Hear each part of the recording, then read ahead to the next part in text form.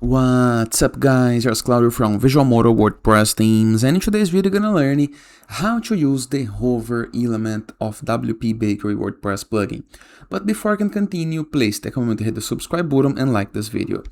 First thing, go to your WordPress dashboard. To access dashboard, into the browser address bar, enter your domain plus wp-admin and enter your login credentials, okay? You must have WPBakery plugin installed to make it work, okay? And to install plugins, in the case that you don't know how to do, let me know in the comments so I can guide you. After this, go to your WordPress dashboard, review left sidebar of menus and go to pages. You can go to a previously made page or create a new one, like I'm doing. Hit this button right here, this blue button, WPBakery Page Builder, and select your layout, okay, to start building. You can use the WordPress theme or a blank page. I'm gonna use WordPress theme. I'm gonna click on Add Element, and then I'm gonna find my hover box, this guy right here. You can use the upper right corner of your screen, this search field, to search for hover elements. First thing, you need to enter the image to be the set of the image, the hovered image. Let me find some good one.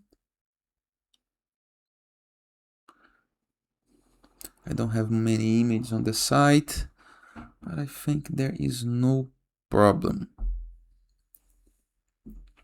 Image up. You can enter a title for this image, and you can use a reverse block. You can align this title in the case that you want. You can change the shape, the widget, the alignment of the title. Now you can change the hover elements.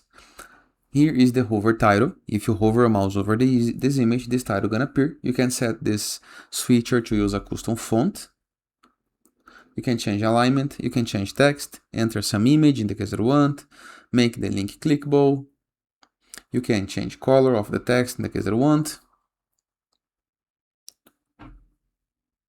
And you can change background color, and you can add a button. Let me click on add a button. This is a button. You can enter the URL right here, align the button, change the colors, the size, make the button full widget. Apply some action, make the icon appear or not, up to you as well. Save change, and let's preview the results we got. As you can see, it's a hoverable section.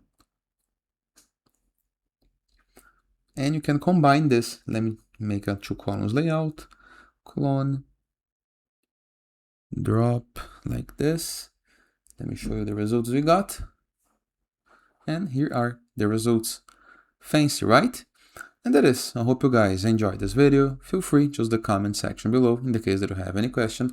Don't forget to hit the publish button or update button on your editor to save your changes.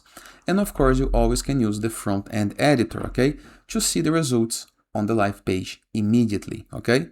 Now, if I edit element and change the photo, for example, for this one, I can see the results changed immediately. Nice, right? And that is. Hope you guys enjoyed this video. See you guys tomorrow. All the best.